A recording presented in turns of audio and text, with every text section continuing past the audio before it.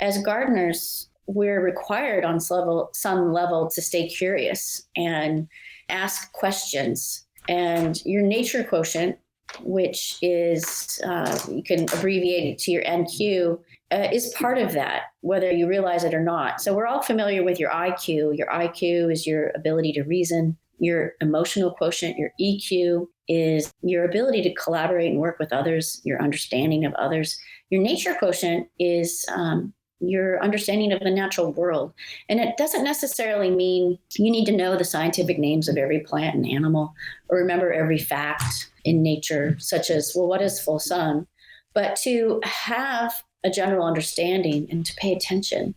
And I think that's actually one of the gifts of gardening, is that it helps us pay attention and focus our attention and see things through a new lens, or a particular lens of growing and working with nature to grow everything from tomatoes to cucumbers to native plants to support biodiversity. And, your nature quotient is a big part of that. It's your lexicon for how you relate to the natural world and how you see yourself in it.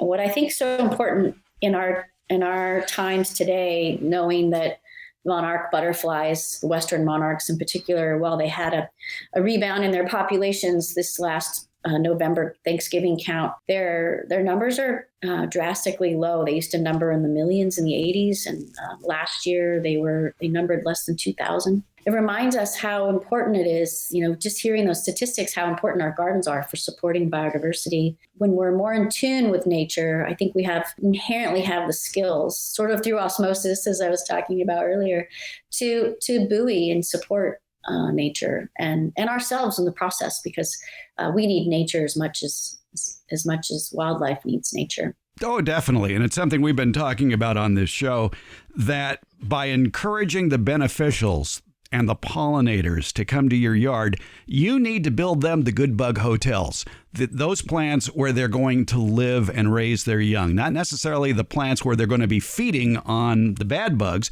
but just homes for them that offer them protection and also perhaps another source of food.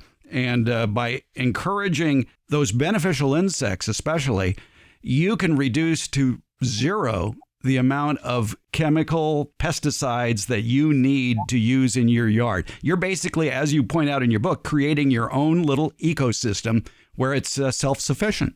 Absolutely. And that's the key words: ecosystem, ecology, and again, doing our best to mimic nature and how nature grows itself. And when we look in natural systems that are very disturbed very little or fairly intact, they're abundant with biodiversity of all kinds of bugs, good bugs, bad bugs. They're all rubbing shoulders and doing what they do. And, the beneficial insects need food. And a lot of those beneficial insects, if they're not pollinators, they're predators of those bad bugs. And we want them in our gardens, and maybe those aphids are their food source. And at some point, if you're patient, you can find a balance of ecology. I had this one moment a couple of years ago where I was just sitting in the garden. I had a deck garden at the time, and looking at my calendula plants, and I realized, what are all those spots on them? Well, they were aphids.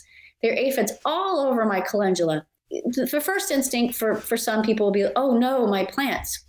I need to run in and get my insecticidal soap, which insecticidal soap has its role to play at certain times. And I have used it in the past. But in this instance, it's like, I'm just going to watch and see what happens, because everything looks fine to me. The next day they were all gone. They just left. And it's like a reminder to pay attention, slow down, and know that, okay, bad bugs might be coming into your garden, but they might not stay for long. And you never know who might be there to eat them, and watch and pay attention, see what happens.